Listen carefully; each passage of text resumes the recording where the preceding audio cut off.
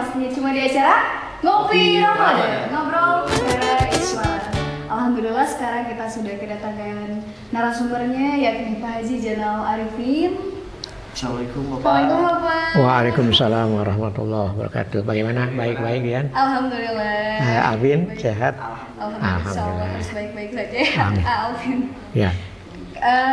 Ngomong-ngomong katanya Alvin sekarang itu temanya tentang sunah-sunah puasa. Ya kan? Sunah-sunah puasa. Oh, luar biasa sekali ya. Bagaimana tuh Pak Haji? Insya Allah ya pada kesempatan ini sedikit kita akan berbincang-bincang tentang sunah-sunah puasa. Insya Allah ya. Gitu. Bismillahirrahmanirrahim. Assalamualaikum warahmatullahi wabarakatuh. Alhamdulillahillazi wa kafa wassalatu wassalamu ala sayyidina Muhammadin Mustafa wa ala alihi wa ashabihi ahli sidqi wal wafa amma ba'du. Rabbi shrah li sadri wa yassir li amri wahlul 'uqdatam min lisani yafqahu qawli. Marilah kita panjatkan puja dan puji serta syukur kehadirat Allah Subhanahu wa taala bahwa pada kesempatan ini, pada hari ini kita bisa berkumpul di ruangan ini dalam keadaan sehat walafiat. Salawat dan salam semoga dilimpahkan kepada junjungan kita Nabi besar Muhammad sallallahu alaihi wasallam.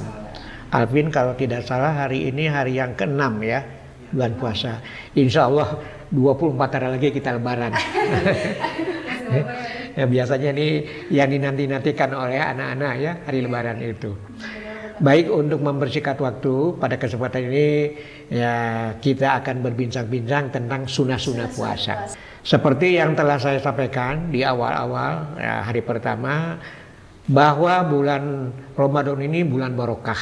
Artinya barokah itu kita sudah sama-sama tahu yaitu ziyadatul khair, artinya nambah-nambah kebaikan. Insya Allah segala amal soleh yang kita kerjakan pada bulan Ramadan akan dilipat gandakan pahalanya. Seperti contoh kemarin Bapak sampaikan, amalan sunnah yang dilakukan pada bulan Ramadan itu nilainya itu sama dengan amalan wajib di luar Ramadan. Nah oleh karena itu marilah kita perhatikan sunnah-sunnah apa saja yang kita lakukan pada puasa bulan Ramadan ini. Di antaranya yang pertama yaitu menyegerakan berbuka puasa. Ya. Artinya kalau kita sudah yakin bahwa waktu berbuka atau maghrib sudah tiba, harus kita segera berbuka. Ya. Jadi jangan sampai dilambat-lambat atau terlalu dipercepat lah gitu. Ya. Sebab kata ulama kalau tidak salah hari ini buka puasa itu jam 6 lebih 7 menit. Nah, jam 6 atau jam 18 lebih 7 menit. Nah, karena saking laparnya baru jam 18 lebih 5 menit sudah berbuka. Nah, itu kata ulama batal puasanya. Nah, batal puasanya karena kurang dari 2 menit dari waktu yang telah ditentukan. Dulu waktu Bapak kecil, jadi buka puasa teh sangat diharapkan begitu. Dan waktu dulu itu belum ada speaker. Jadi untuk menandakan waktu maghrib itu ya dengan cara beduk, memukul beduk. Ya, yaitu duk begitu. Nah, itu pertanda bahwa ya, waktu maghrib atau waktu puasa. Ada anak saking laparnya 1 menit lagi akan dibunyikan beduk sudah dipegang tah nasi teh. Gitu. Begitu beduk dipukul, duk langsung. Masya Allah. Itu alasannya karena harus segera berbuka. Jadi yang dimaksud itu bukan hanya seperti itu lah gitu. Artinya pelan begitu. Jadi setelah terdengar terutama azan maghrib, hendaklah kita segera berbuka. Kalau anak-anak sekarang kan ngabuburit teh megang HP ya. HP ngabuburit, main game ya, kemudian main YouTube, TikTok dan lain sebagainya. Ya ini TikTok. Ya sekarang mah TikToknya kan di jogedan ya. Jogedan. Dulu mah Alvin pada waktu Bapak masih kecil, TikTok teh di Lebuan mah heula mah. Aduh, itu makanya bukan. Apa? Oh, TikToknya. Oh, maaf, jadi nggak sama ya? TikTok dengan TikTok. Nah, Jadi jangan terlalu cepat, jangan terlalu lambat-lambat begitu. Ada keterangan bahwa Imam Syafi'i itu walaupun sudah terdengar azan, ya ada jangka waktu ditambahan 2 menit lah gitu. Nah baru berbuka. Apa alasannya? Dikhawatirkan waktu bedug itu atau waktu azan itu atau waktu maghrib itu ada kemungkinan bisi aya kakirangan. Nah, 1 menit atau 2 menit. Oleh karena itu, untuk kehati-hatian, Imam Syafi'i itu menambahkan waktu dari waktu yang ditentukan 2 menit lah gitu. Maksudnya untuk ihtiyat, kehati-hatian. Kalau ada kekurangan waktu, yaitu waktu berbuka puasa. Itu yang pertama. Kemudian yang kedua, yaitu berbuka itu kalau bisa dengan rutob. Rutob itu artinya kurma yang matang, begitu. Kalau ada ya dengan kurma matang. Kalau tidak ada ya katanya bisa dengan makanan-makanan yang manis. Nah gitu. Nah, tapi manisnya itu manis alami lah gitu. Contohnya buah pisang atau buah mangga ya. Artinya manisnya itu manis alami. Beda dengan kolak. Kalau itu kan diusahakan ya pakai gula dan sebagainya begitu. Nah, setelah makan manis-manisan baru disusul dengan minum air gitu. Dan ada juga ulama yang mengatakan sebaiknya air yang diminum itu adalah air putih. Tahu air putih? Kata orang Sunda air putih itu air ludengan gitu. Kenapa? Sebab tidak dibarengkan ku susu atau ku kopi. Air ludengan begitu. Benar, ludengan begitu ya. Ya, kenapa tidak dengan air susu atau air sirup lah gitu? Ini ada yang berpendapat puasa kita sepanjang hari itu kan melaksanakan ibadah suci. Maka menutupnya pun dengan makanan atau minuman yang suci. Salah satu di antaranya adalah air putih. Kenapa? Sebab kalau maaf nih, kalau kita meminum atau bukannya dengan air sirup umpamanya, dikhawatirkan untuk membeli sirup itu keselapan uang yang kurang halal lah begitu. Nah itu maksudnya begitu. Kalau dengan air putih kan insya Allah dijamin kehalalannya. Apalagi kalau airnya itu diambil dari sumur sendiri lah gitu. Nah itu di antaranya. Ya betul. Kemudian yang ketiga, ketika berbuka disunahkan kita berdoa. Ya. Para mustami atau kalian semua sudah hafalnya doa berbuka puasa. Allahumma laka sumtu wa bika amantu wa ala rizqika aftartu bi rahmatika ya arhamani. Ini menunjukkan ketaatan kita kepada Allah. Kita puasa karena Allah. Dan kita puasa itu karena keimanan kepada Allah. Dan makanan yang dimakan oleh kita pada waktu berbuka hakikatnya adalah rezeki dari Allah. Maka pantas kalau kita berdoa seperti itu. Kemudian yang keempat, sunnah puasa itu adalah melaksanakan sahur. Sahur itu sebetulnya nama waktu. Jadi sahur itu nama waktu sepertiga malam sampai subuh lah itu sahur. Sudah menjadi kebiasaan kita bahwa kalau kita makan malam hari itu disebut makan sahur begitu. Padahal nama waktu sahur itu. Nah ini sunnah kita makan sahur itu. Kata Nabi, tasaharu fa inna fi sahuri barokatun. Bersahurlah kalian semua karena di dalam sahur itu ada keberkahan. Jadi banyak sekali keberkahan yang ada pada makan sahur. Insya Allah nanti kita jelaskan kalau ada waktu berkah-berkah apa saja yang terdapat tidak pada waktu sahur. Kemudian yang keempat yaitu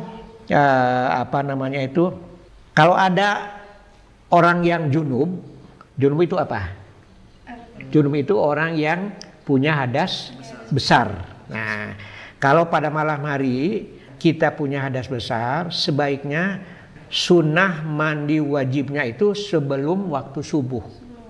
Kenapa? Maksudnya supaya kita masuk ke waktu subuh itu dalam keadaan suci daripada hadas besar. Nah itu.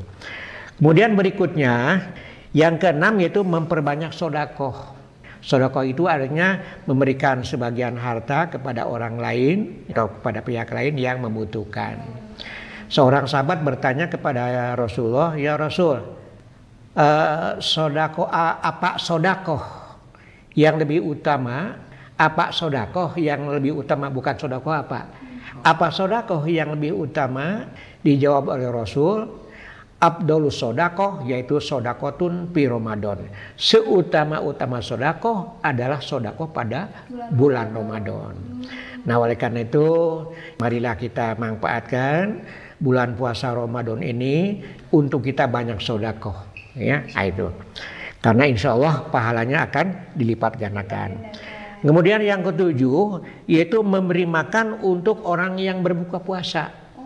Umpamanya begini, Alpin memberikan makanan kepada Bapak untuk berbuka puasa.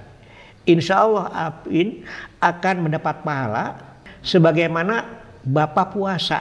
Bapak beri contoh, ini contoh ya. Bapak itu puasa, kemudian mendapat nilai dari Allah umpamanya 100 poin. Nah, Alpin itu akan mendapat tambahan. Selain pahala puasa Alpin, juga pahala Bapak yang beri makan untuk berpuasa, yaitu 100. Kalau Alpin mendapat pahala 100, maka ditambah 100 poin. Karena memberikan makanan kepada orang yang berpuasa itu. Nah, kemudian bagaimana cara memberikan makan kepada orang yang berpuasa? Ya, ada 3 lah. Yang pertama, memberikan langsung yang makanan kepada orang yang berbuka puasa. Yang kedua, bisa saja mengajak mereka atau orang tertentu ke rumah kita untuk berbuka puasa bersama. Atau bukber. Kemudian yang ketiga, bisa saja kita mengirimkan makanan ke masjid atau ke musola, di mana di sana ada orang-orang yang akan berbuka puasa. Itu caranya kita yang memberi makan kepada orang yang berpuasa. Ya, kemudian yang ke-8 yaitu banyak baca Al-Quran.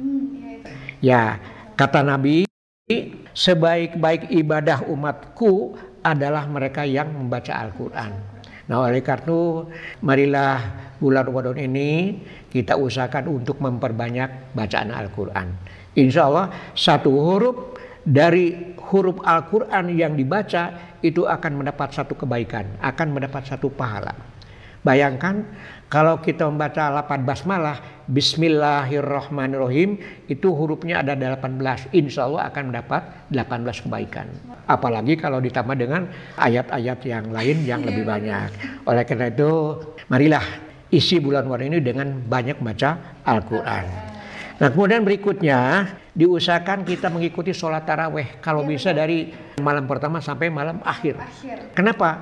Sebab taraweh itu hanya ada pada bulan Ramadan, tidak ada pada bulan yang lain. Masya Allah. Dan insya Allah pahalanya akan besar sekali, akan banyak sekali. Nah, oleh karena itu anjurkan kepada terutama anak-anak, kalau berbuka puasa itu jangan sampai kemerkaan. Kata orang itu balas dendam. Sehari suntuk, tidak makan, tidak lapar. Oh, begitu buka, wah segala dimakan. Ya. Sampai kata orang perutnya itu disamakan kerasnya dengan tarang. Tahu tarang? Artinya begini, kalau perutnya itu belum keras seperti kerasnya tarang, ya terus makan begitu. Nah, ini jangan sampai terjadi seperti itu. Kenapa? Kalau makan terlalu banyak nanti terjadi kemerkaan. Kalau kemerkaan kan artinya kan terlalu kenyang, kemerkaan artinya kan tunduh tidur, akhirnya tidak bisa melaksanakan tarawih. Begitu ya. Nah, kemudian yang ke-10 dianjurkan kita banyak beriktikaf di masjid. Tahu iktikaf? Iktikaf itu artinya diam di masjid dengan niat untuk melaksanakan ibadah.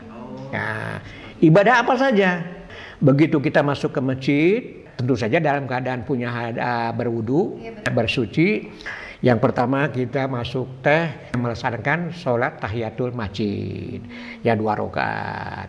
Kalau waktu sholat wajib, ya sholat wajib. Setelah sholat wajib, kita jangan dulu keluar dari masjid. Apa itu baca Al-Quran, baca sholawat, dan lain sebagainya. Ya tentu saja diisi dengan ibadah yang insya Allah pahalanya akan besar. Ada anak SMK ditanya, "Hai, sekarang hari yang ke-20 bulan Ramadan. Kata Pak Ustadz, katanya perbanyaklah itikaf. Kamu mau itikaf?" Nah, dijawab loh anak itu, saya mah nggak mau itikaf, mau domba kap saja. Supaya lebih besar. Lebih besar. Ada yang jawab lagi, saya mah ingin ikut Munding Cup cina gitu. Sapi cup gitu ya. Tentu bukan kopi cup. Jadi yang dimaksud itikaf itu bukan itikaf, ya, tapi itikaf begitu. Jadi bukan itikaf. Jadi itikaf itu hanya diam di masjid untuk melaksanakan ibadah. Terutama pada malam-malam 20 Ramadan sampai akhir. Insya Allah akan memberikan hidayah, memberikan ganjaran kepada orang-orang yang beritikaf di masjid, terutama pada malam ganjil, yaitu 21, 23, 25 dan seterusnya. Syukur-syukur kalau itikaf itu dimulai dari awal Ramadan. Nah itu. Anak sekalian, mungkin itu saja yang dapat Bapak sampaikan. Mudah-mudahan apa yang disampaikan ini, ya yang pertama kita usahakan untuk melaksanakan sunnah-sunnah tersebut. Dan mudah-mudahan Allah memberikan taufik dan hidayah kepada kita supaya kita dapat melaksanakan ibadah Ramadan ini dengan sebaik-baiknya, dengan semaksimal-maksimalnya. Itu saja. Mungkin ada pertanyaan? Sudah cukup ya, Masya Allah sekali. Cukup. Nah, baik. Banyak sekali yang bisa kita ambil ya, Alvin. Ya, amin. Baiklah, pertemuan kita pada hari ini kita akhiri dengan kita banyak membaca doa yang selalu dibaca oleh Nabi pada setiap bulan Ramadan. Mari. Bismillahirrahmanirrahim. Bareng. Asyhadu an la ilaha illallah. Astagfirullah. Nas'aluka ridhoka wal jannata wa na'udzubika min sakhawatika wan nar. Allahumma innaka afuwun karim tuhibbul afwa fa'fu anna. Allahumma innaka afuwun karim tuhibbul afwa fa'fu anna. Allahumma innaka afuwun karim tuhibbul afwa fa'fu anna ya karim. Itu saja yang dapat Bapak sampaikan. Akhirul kalam, billahi hidayah wa taufik. Wassalamualaikum warahmatullahi wabarakatuh. Alhamdulillah untuk hari ini telah disampaikan oleh Bapak Haji Zainal tentang sunnah-sunnah puasa, dan semoga hal itu menjadi pedoman bagi kita untuk menjalani di bulan Ramadan ini. Amin. Sekian dari kami, tetap terus nonton Ngopi Ramadan bersama kita. Wassalamualaikum warahmatullahi wabarakatuh. Waalaikumsalam warahmatullahi wabarakatuh. Dengan narasumber yang luar biasa. Kan kemanakah kita safari tahun ini? Saksikan kita 30 hari di bulan Ramadan. Di acara Ngopi Ramadan hanya di Ngopi